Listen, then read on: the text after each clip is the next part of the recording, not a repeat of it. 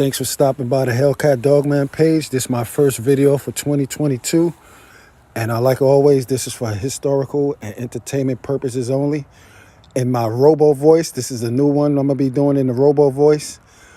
And this is an interview, an old interview with Vietnam Kennels.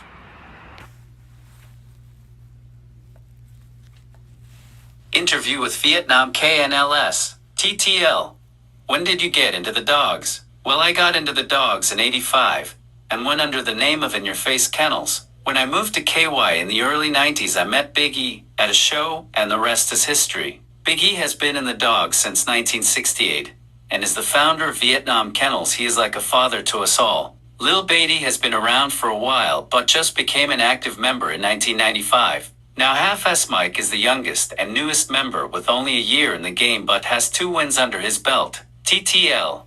Have you had a big influence on each other in the way you condition, and what dogs you like, etc.? Biggie can't bring one in shape like no one I've seen, but since 1994 I've done all the conditioning for the kennel. As far as dogs, I like a good head dog that can stay out of trouble. To me, a good head dog is hard to beat. As far as blood, I like rid boy dogs because of their natural wind, gameness, and most are head dogs, and you can work them harder than most. I also like Bolio and the Boomerang dogs. TTL.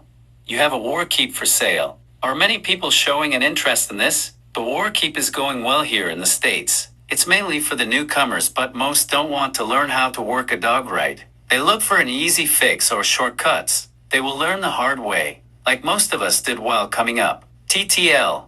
I've noticed you have dogs from a few different lines and some tight Rid Boy studs. Have you found Rid Boy stuff out crosses well? I'll tell you, the Rid Boy stuff crosses well with anything. If you have good Rid Boy stock, that is. There are only a few I would purchase Rid Boy stock from. It crosses well with CH Magnum and Rascal Blood we have. We started crossing it with GRCH Banjo and Boyle's lines, and we are getting great results. TTL. What would be your best producing dog you have now? Vietnam's Roll Dog would be the best stud we have owned. He has produced dogs like Redmond's Ginger 2 times winner, Redmond's Candy 1 times winner, Rough Riders CH Juice, Rough Riders Bus Boy, Nam's Rain Dead Game, just to name a few. TTL.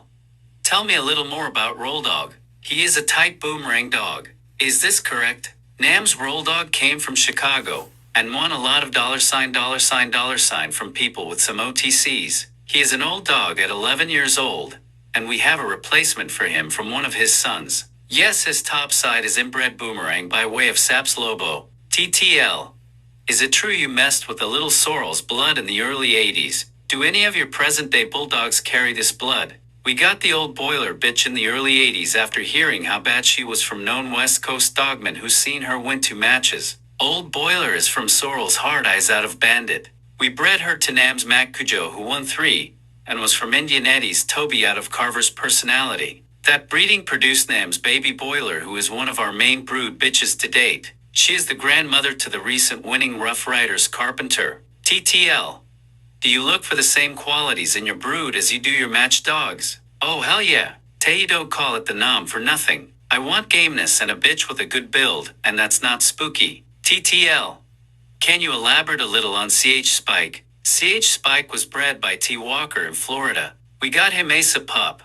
He won ODC at 18 months, and a year later we found out he had heartworms. He recovered well, and went on to win 4 more all in different states. He WS an ace and the best dog I've seen. TTL.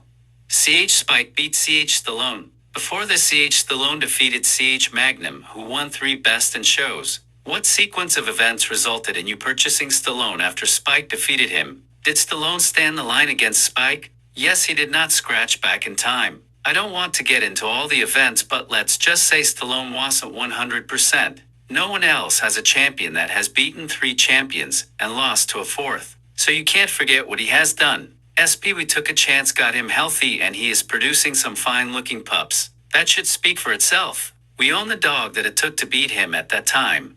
We also own Stallone's dam, Domino, who is now owned by Pat Patrick. TTL. What would be your favorite dog you have owned? That is hard to say, but if I had to, it would be CH Spike. He was a great dog in the house, with kids, and was a joy to work. TTL. What advice would you give to a newcomer wanting to make a splash? Get all the books you can about game dogs. Read and listen to dogmen who know. Don't think you can't reach the top right away.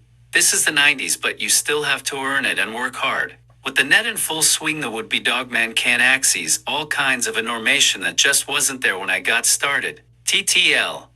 Is the game a lot different now than when you first started? How have fanciers changed? Very much so. There is no sportsmanship now and a lot of bad mouthing. You don't have to act like a badass to be a good dogman, just show good dogs. The dogs are better now. Conditioning isn't a lot better, but the conditioning products are better.